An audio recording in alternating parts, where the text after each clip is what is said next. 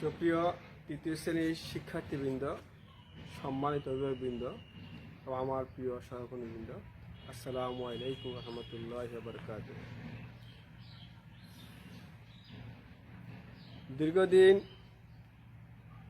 বৈশ্বিক মহামারী করোনা ভাইরাসের কারণে আমাদের শ্রেণী কার্যক্রম বন্ধ।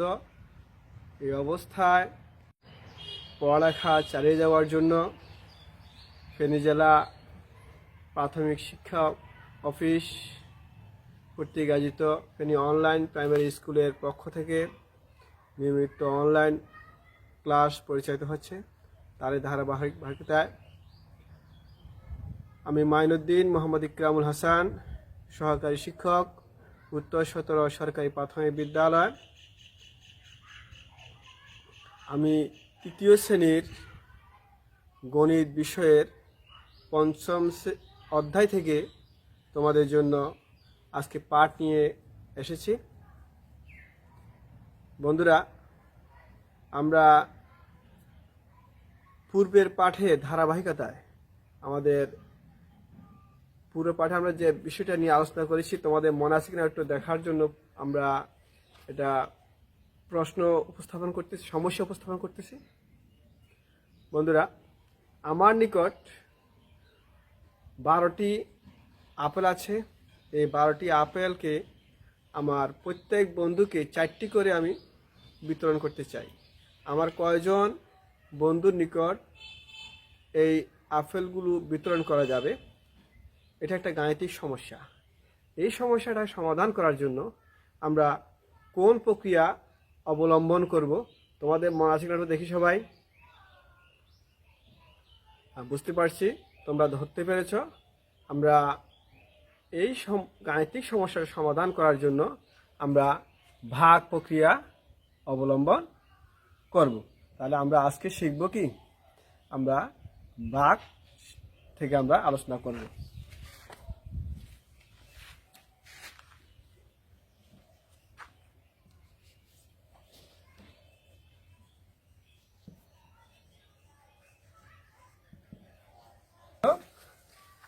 আমাদের পাশের নাম হলো ভাগ।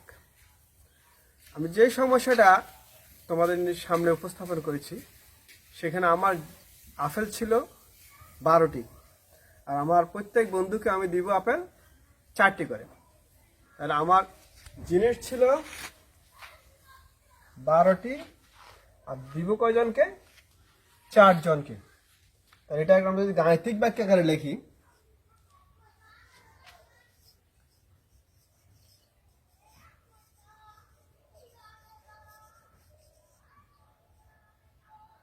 বাক্যকে লিখলে হবে 12 ভাগ 4। এটাকে আমরা এখন সবাই করে দেখি।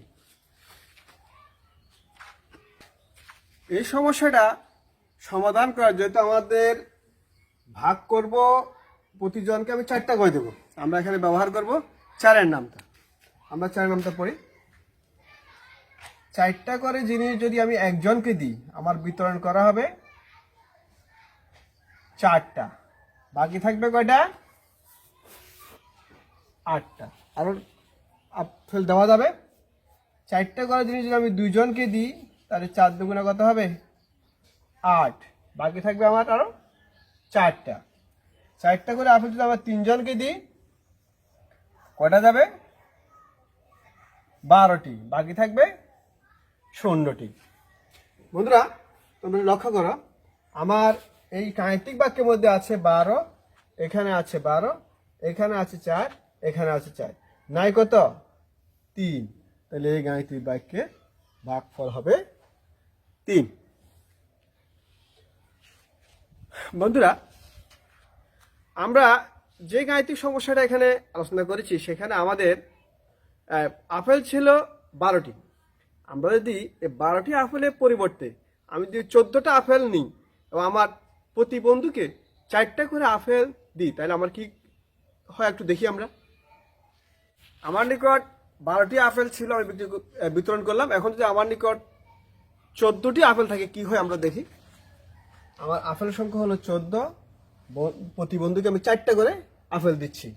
আমরা প্রতিবন্ধীকে একটা করে দেওয়ার পরে চারটা করে দেওয়ার পরে 4 একে 4, আবার 4টা গেল, 8টা থাকলো।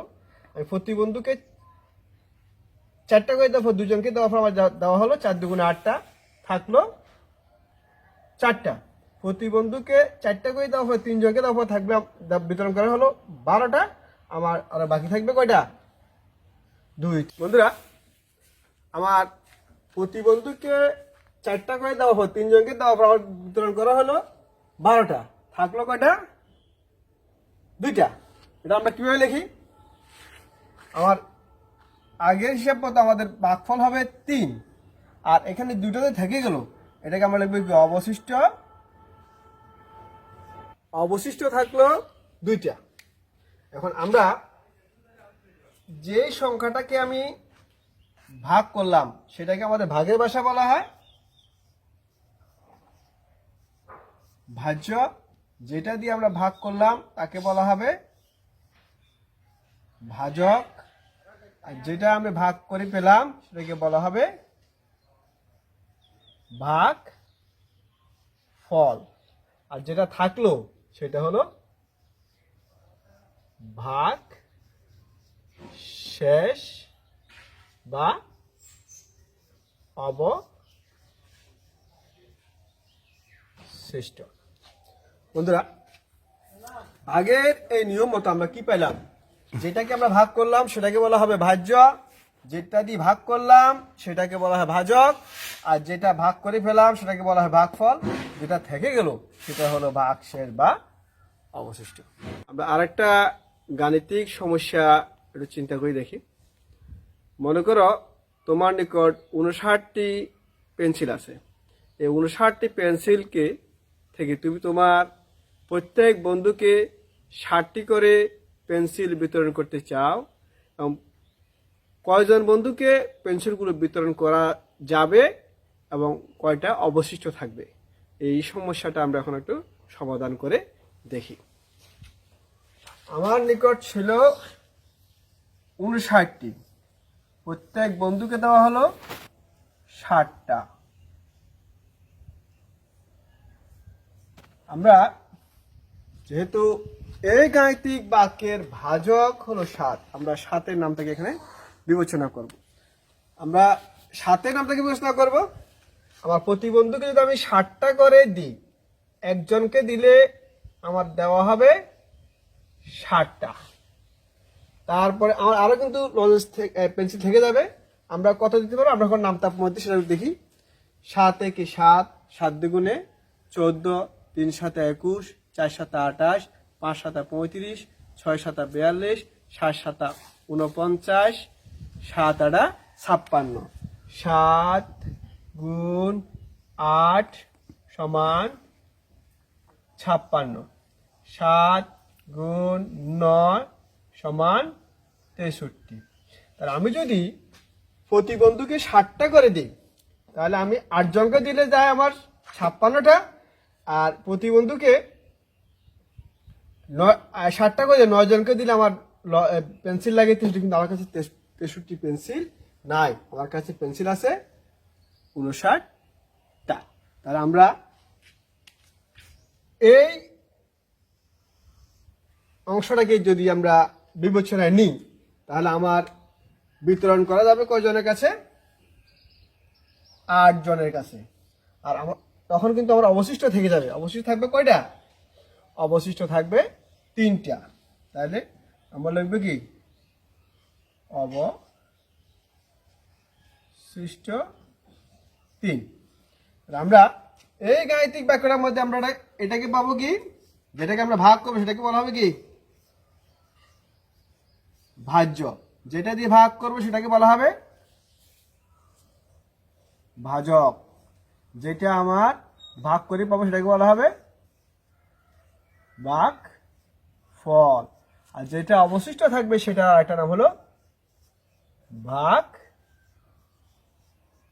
শেষ। বন্ধুরা, এতক্ষণ পর্যন্ত আমরা ভাগের যে নিয়মটা আলোচনা করেছি সেটা দিয়ে আমরা আমাদের ছোট ভাগগুলো, ছোট সংখ্যার ভাগগুলো আমরা করতে পারি। এখন আমরা যে নিয়মটা নিয়ে নতুন আরেকটা নিয়ম নিয়ে আলোচনা করব, সেই নিয়মে আমরা বড় সংখ্যার ভাগগুলো করতে পারবো। এখন আমরা সেই ভাগটা কিভাবে, কোন ভাজক কোথায় বসাবো, ভাজ্যকে কোথায় বসাবো, ভাগশেষ কোথায় বসবে, ভাগফল কোথায় বসবে, সেটা একটা চার্টের মধ্যে আমরা দেখি।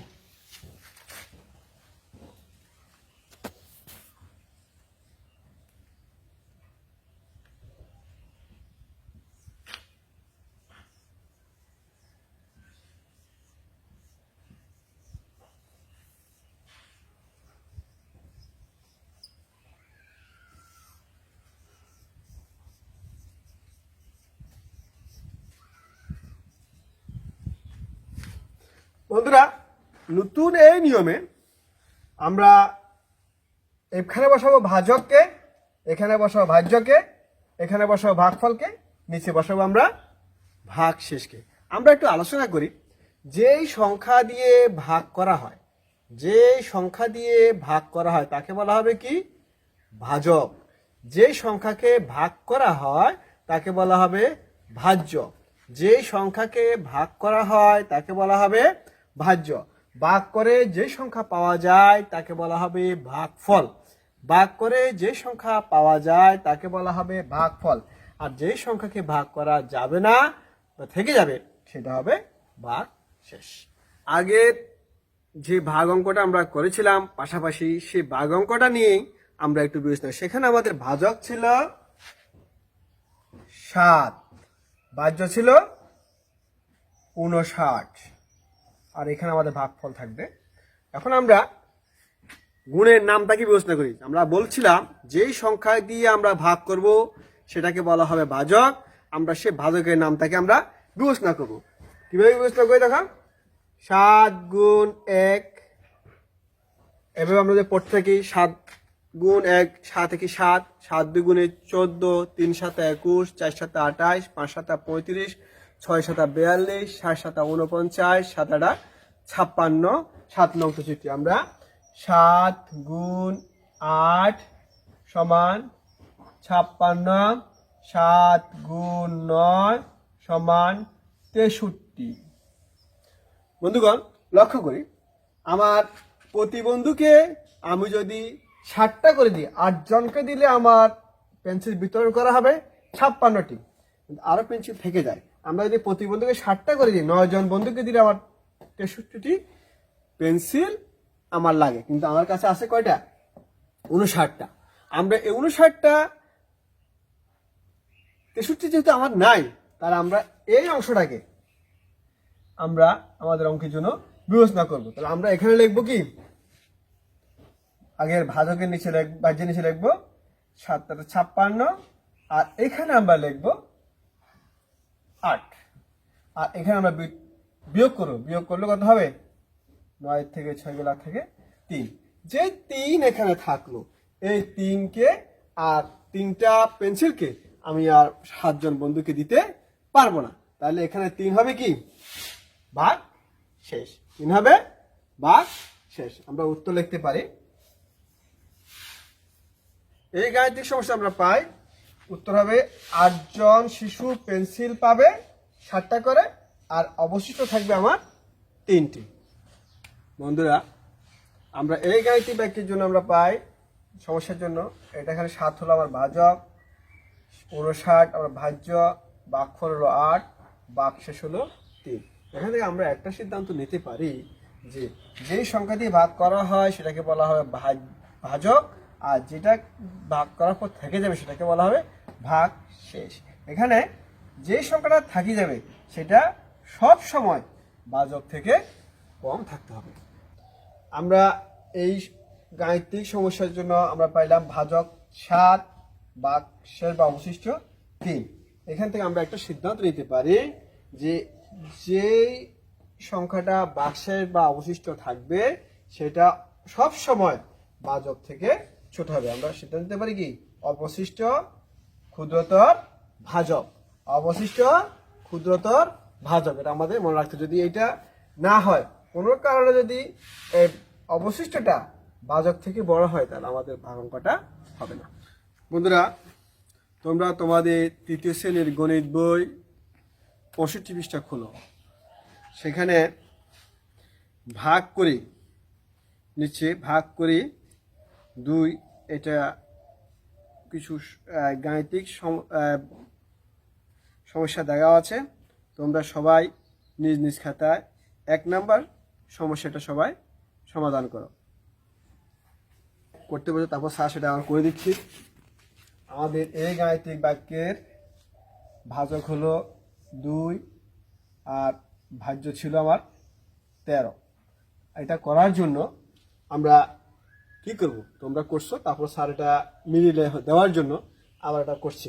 তাহলে এই গাণিতিক বা সমস্যার ভাজক হলো 2, আমরা 2 এর নামটাকে এখানে ব্যবহার করব, বিবেচনা করব। 2 এর নামটা আমরা পড়ি। 2 এ কি 2, 2 দুগুণে 4, 3 4 আবার 3 দুগুণে 6, 4 দুগুণে 8, 5 দুগুণে 10, 6 দুগুণে 12, 6 দুগুণে 12 আমরা পাই কি 6 গুণ 2 সমান 12। আরো থাকি যায়, আমরা কি করব 6 7 দিয়ে আমরা যখন দিই 7 দিয়ে দিই 7 গুণ 2, 7 দুগুণে 14। কিন্তু আমার কাছে 14টি জিনিস নাই। তাহলে আমরা আগে এই অংশটাকে বিবেচনা করলে আমরা এখানে লিখবো কত 12 আর উত্তরে লিখবো আমরা 6, বিয়োগ করে পাবো কি 1। তাহলে এই গাণিতিক সমস্যার ভাগফল হবে কি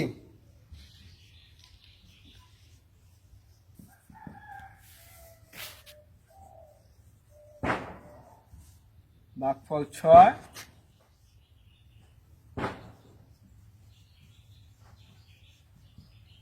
ভাগশেষ। বন্ধুরা, আমরা আমাদের পাঠের শেষ পর্যায়ে চলে এসেছি। তোমরা এই বইয়ের তোমাদের গণিত বইয়ের ভাগ করি 2-এর বাকি যে অঙ্কগুলো আছে 2 3 4, এই অঙ্কগুলো তোমরা সবাই বাড়িতে করবে। আর এগুলো যখন তোমাদের ক্লাস শুরু হবে তখন তোমাদের শ্রেণী শিক্ষককে দেখাবে। আর করার সময় যদি কোথাও তোমাদের সমস্যা হয়, তোমরা তোমাদের বাড়িতে বড় ভাই বোন আম্মু আব্বু যারা আছে তাদের সাহায্য নিয়ে করার চেষ্টা করবে। যদিও তোমাদের কষ্ট হবে, তোমরা চেষ্টা করবে অঙ্কগুলো করার জন্য, কারণ আমাদের স্কুল তো এই মুহূর্তে খোলা নেই। আমরা শিক্ষককে দেখাবো, তারপর তোমরা এগুলো নোট রাখবে, করবে। আর শ্রেণী শিক্ষককে অবশ্যই অঙ্কগুলো দেখাবে। আর দেখালে স্যার তোমাদেরকে এই সঠিক নির্দেশনা দিবে। তো আমরা এই সীমিত পরিসরে অনলাইনে যতটুকু পেরেছি তোমাদের কাছে আমার পাঠ্য উপস্থাপনের চেষ্টা করেছি। সবাই ভালো থাকবে, সুস্থ থাকবে, নিরাপদ থাকবে, এই আশাবাদ ব্যক্ত করে আমি আমার আজকের ক্লাস এখানে শেষ করলাম। আল্লাহ হাফেজ।